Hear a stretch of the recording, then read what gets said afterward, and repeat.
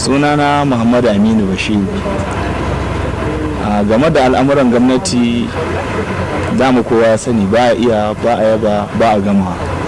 So mu dai alhamdulillah na farko dai jihar Kaduna yanzu mun samu abin da ake nufi da zaman lafiya, kuma mabambantan ra'ayi game da ayyukan yi, wasu na murna wasu na da akasin haka, saboda wasu sun samu ko kuma nasu sun samu, wasu sun rasa wasu nasu sun rasa.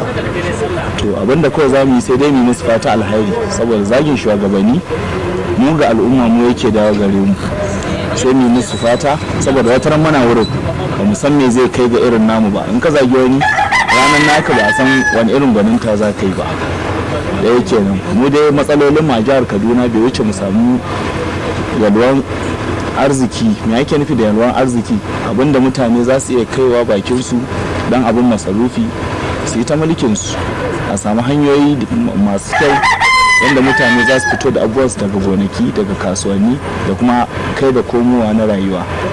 Dan samu wuta, wanda shi wutan nan da ake gani ana sana'a da shi, yana kuma kawo security ma a ƙasa. Dalili kuwa mugu baya son haske, in aka samu hasken nan to an dan rage mai wani karfin yin wani abu.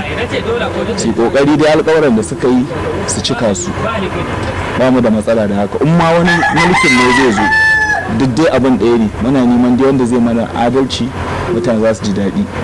Game da tarayya kuwa rudani ne wanda yake na siyasa da ake samun mabambanta, kuma shi adawa muna so. Dalili kuwa adawa ne ke sa a yi gyara, babu adawa babu gyara.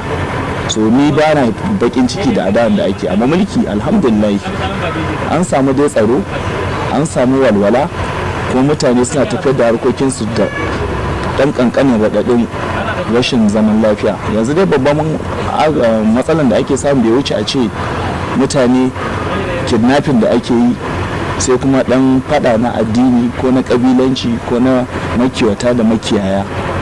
So mu alhamdulillah yanzu Muryan Talaka.